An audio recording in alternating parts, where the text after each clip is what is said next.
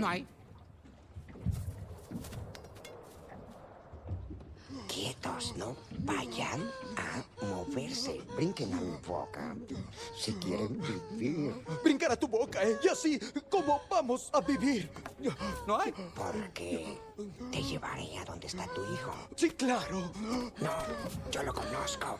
Es naranja y tiene mal su aletita. ¡Es Nemo!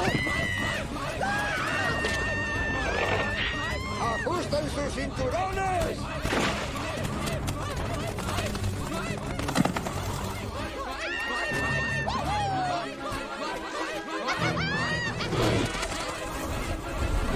¡Ah!